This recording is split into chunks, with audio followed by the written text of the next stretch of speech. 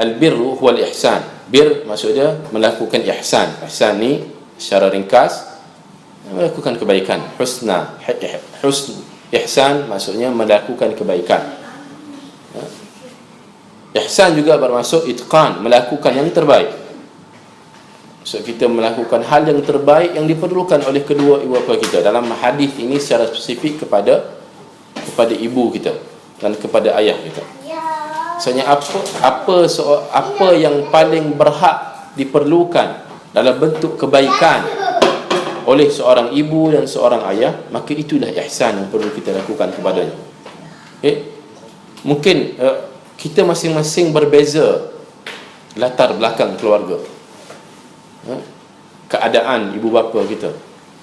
Ada orang yang ibu bapa dia sentiasa berada dekat dengan dia, so ihsan dia tentulah lain nilainya dengan ihsan orang yang ibu bapanya jauh darinya. Mana sama? Takkan sama, kan? Takkanlah ibu bapa kita yang kita keluar, contoh ibu bapa saya duduk di Kelang, contoh saya datang daripada Kelang ke Shah Alam berapa minit? 10 minit driving. So ihsan dia tidak sama dengan ibu bapa yang contoh ada nun jauh di Kota Baru, di Alostar, di Butterworth dan sebagainya. Contoh dalam bab kita menyemarakkan hubungan, kontak antara kita dan kedua ibu bapa, itu ada antara satu bentuk ihsan. Ihsan tak sebenarnya itu bermaksud kita taat, basuh kaki dia, mandikan dia. Sesimpel-simpel ihsan ialah bertanya khabar. Sebab tu saya kata ihsan ini berbeza kepada keadaan. Orang yang dekat sentiasa dia ulang-alik, memang dia duduk di rumah ayah dia, takkanlah keluar daripada kereta drive baru on the way ke Jebat.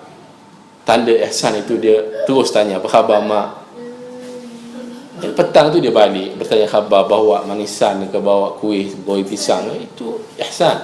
Adapun ibu bapa yang berada jauh dari kita, contoh di kampung halaman yang beratus kilometer daripada Kuala Lumpur, kerapkanlah kita bertanya khabar dalam bentuk hantar mesej, telefon dan sebagainya.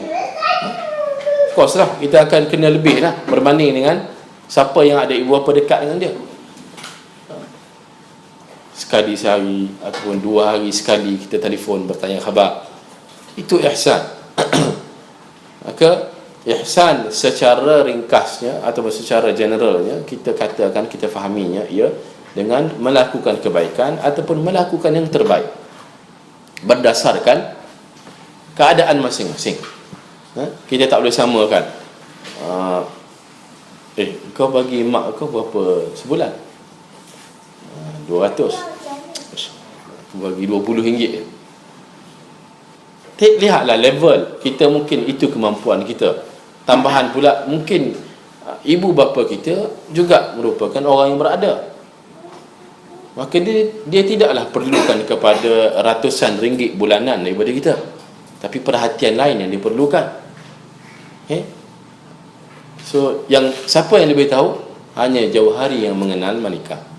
Hanya kita, anak yang lahir dari perut ibu kita, kita tahu macam mana the best, terbaik untuk treat ibu bapa kita.